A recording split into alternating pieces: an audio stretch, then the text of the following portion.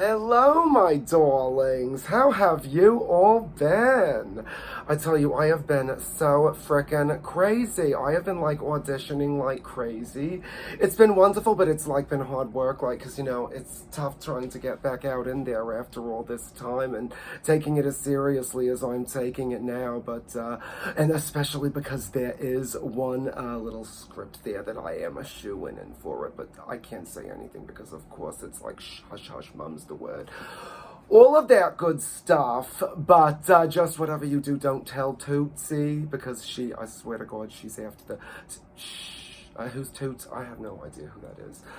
She was my girlfriend on this trashy soap opera that we were on, The Passions of the Vanities, I think was what it was called. Anyway, trashy, I'll go into it some other time.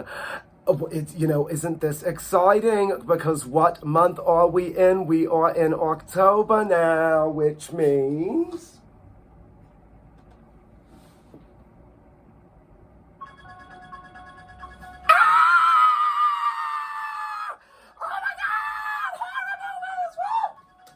So, of course, I don't know about you, but I frickin' love a good horror picture on the Halloween season. Either that or watching The Addams Family, of course, which I'm actually going through right now. I'm going to go watch season 2.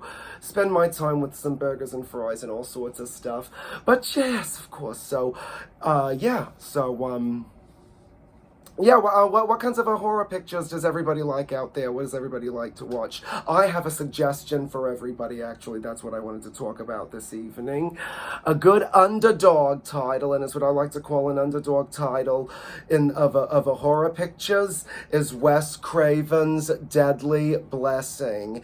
It starred the wonderful Maren Jensen from Battlestar Galactica, the original 1978 one. Also had Noah Hathaway from The Never-Ending Story, and Jane Seymour, Dr. Quinn Medicine Woman.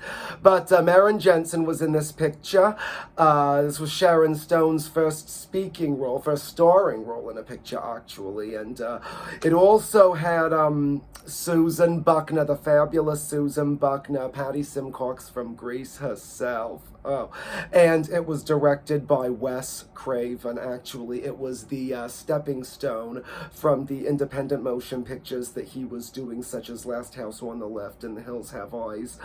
And then he started to cross over, and I think the first real mainstream motion picture he did was Swamp Thing.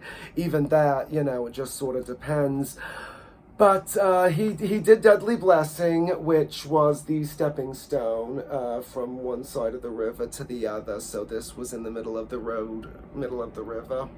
And it definitely is, to a lot of people, very middle of the river. It's an interesting concept, really. 3 women are on this beautiful bucolic setting, and they're being terrorized either by someone from a nearby religious sect, or it could be a supernatural force. So it does a little mind play with you, and that's the best way to describe it without giving too much away.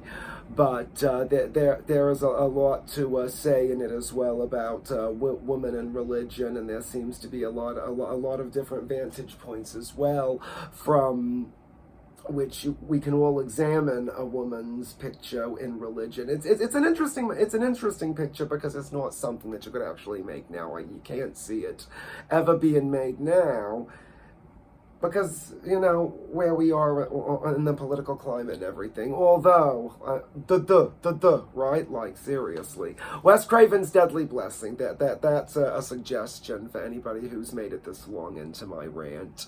It's good to be back. I love seeing everybody, and we will talk to all you all later. Oh, and one more thing. If you like a good scream for Halloween, pray you're not blessed.